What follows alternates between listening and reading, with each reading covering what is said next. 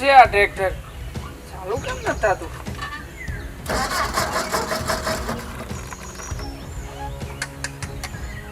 આગે છે આ ટ્રેક્ટરમાં કઈક ખામી આવી છે. કેટલી વાર કીધું છે કે ટ્રેક્ટર છે ને નવું લઈ લ્યો.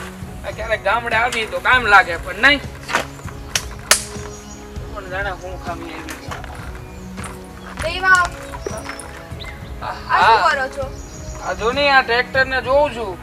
આ વાડીએ લઈને જવાનું કીધું તું કે વાડીએ લેતો આવજે. હવે ચાલુ કરું છું, ચાલુ નથી થતું. આ બધા હાંધા ટુકડા કરેલું હોય, આમાં કોઈ વાતે કઈ ભેળું થાય એવું નથી. આ જો ને તો ખખડી ગયેલું હતું. રે તમે વાડીના કામમાં ચોટી ગયા?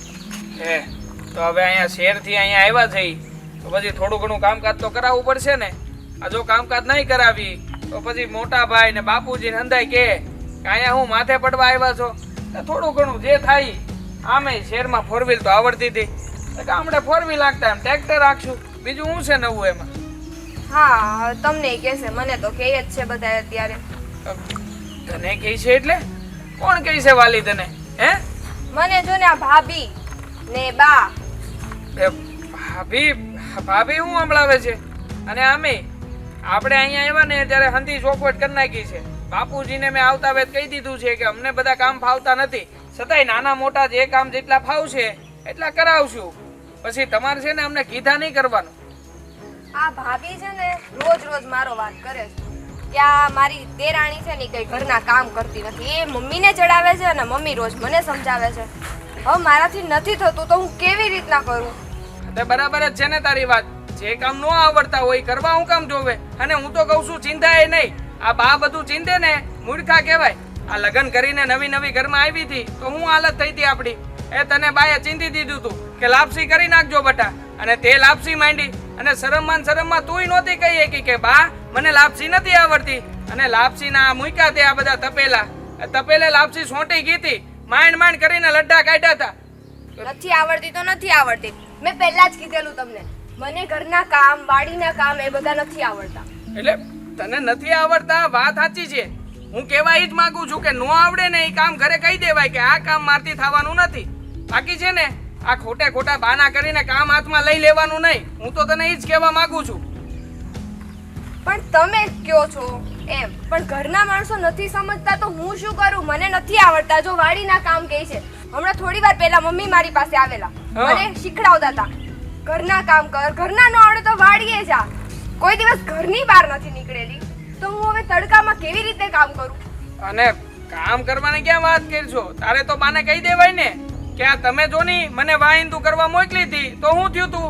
આ ઓલા સાણા થાપવાની બદલે લોંદા થઈ ગયા હતા બધા, અને એકે સાણું હરખું થયું નહોતું. તો પછી વારા ઘડીએ આવું કામ બગડે છે તો કામ જ નો ચિંતાય ને. પણ તું છે ને સામે કઈ બોલતી નથી, બાકી બોલી દેવાનું મારી જેમ. આ મેં છે ને મોટા ભાઈને તાત કહી દીધું છે, ખેતરનું કામ મારથી નહીં થાય, ખેતરનું કામ નહીં કરું. મને કાં આંકતા આવડે છે, કદાચ થોડું ઘણું કેવો તો આંકી દે. હા તો પણ તમને એટલું તો આવડે છે, મને તો અહીંયા ગામડે કઈ જ નથી આવડતું. કેવું શું મારે કે હું આ કરી દઈશ?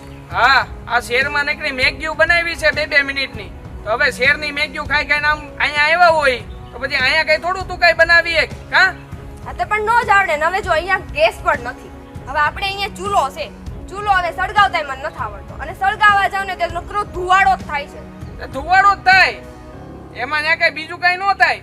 આમ જોવાનું કે કેવી રીતે ઈ આ ભાભી ચૂલો કરતા હોય કે પછી બા કરતા હોય તો જોવાનું, આમ નજર રાખવાની કે હું કરે છે હું નહીં. હવે 2-3 વાર જોઈને તો થોડું ઘણું આવડી જાય ને તો ચૂલો હળગાવી દેવાનો. એમાં ત્યાં ક્યાં આપણે નિશા થઈ જવાના છે?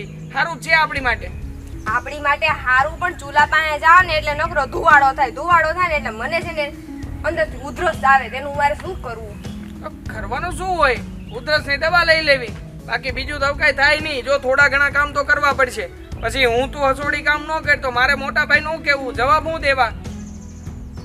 થોડા ઘણા તો કરજે તારથી થાય એટલા. બાકી મને ખબર છે આ તારી ફેન્સી સ્ટાઇલ છે, એ બધી સ્ટાઇલ વિખાઈ જાય. જો તું આ ગામની રૂઢી પ્રમાણે રહે ને તો આ મેકઅપ નો ખર્ચો કરે, વાળમાં જો ને નવા ઓલા સાંદલિયા છોડ્યા છે એ બધું ને આ બધું, તારા નખ ને, એટલે તું કોઈ કામ કરી જ ન હોય. કામ તો જો વિચાર કરીને તો તારે કરવાય ન જોઈ. કારણ કે આ જેટલો મેકઅપ નો ખર્ચો થાય ને એટલા બધા રૂપિયા તારા પાછા હમું કરાવવામાં વ્યા જાય. એટલે તો હું કહું છું એના કરતાં તો હું કામ ન કરું તો હું વાંધો છે ભાભીને. પણ ભાભી સમજતા જ નથી, મારો વાદ જ કરે છે નકરો કે આ ઓલું નથી કરતી, આ ઓલું નથી કરતી, વાડીએ નથી જાતી. ભાભીનો જ વાંક છે. હવે છે ને આ બે માણા આવી ગયા ત્યાં કઈ કામ વધી નથી જવાનું. આવો ખોટે ખોટો વાત કરવાની જરૂર નથી. હવે એકાદ બે જણનું કામ વધારે કરી નાખે તો એ કઈ નિશાની પડી જાય. પણ એને છે ને તારો વધાર કરવાનો થાય છે. આ તું આખો દી ફોનમાં પડી રહે કે નહીં, એટલે એને મન થતું હોય કે આખો દી નેવડી નેવડી આટા મારે છે ને કામ બધા મારી ઉપર થોપી દીધા છે. એટલે બાકી બીજું કઈ નવીન છે નહીં. જો દેવા, હું તમને કહી દઉં છું, તમે છે ને ભાઈને, ભાભીને, મમ્મીને ને પપ્પાને સમજાઈ દો. મારથી નથી કામ. હવે હું તમને કહી દઉં છું એટલે હવે તમારા ઘરનાને સમજાઈ દેવાના. હું જાઉં છું હવે. તને શાક સુધારતા આવડે છે? હા, એવું થોડું થોડું આવડે. હા તો એ થોડું થોડું તો કરી દેતી હો. એ ભાભી ઈ મને ફરિયાદ કરતા હતા, મને જ કહેતા હતા કે એ શાક એ નથી સુધારતી. સારું, વાંધો નહીં, હાલો ને એવું કરી દે, થોડું થોડું કરી દે. પણ બીજા કામ માટે તમે સમજાઈ દેશો. હા, હા. હવે હું જાઉં ઘરે. હા હા હા, જા ઘેર જા હો, હા. શાંતિથી. ખરી છે હો આ બાઈ, કાંઈ કામ નથી આવડતું.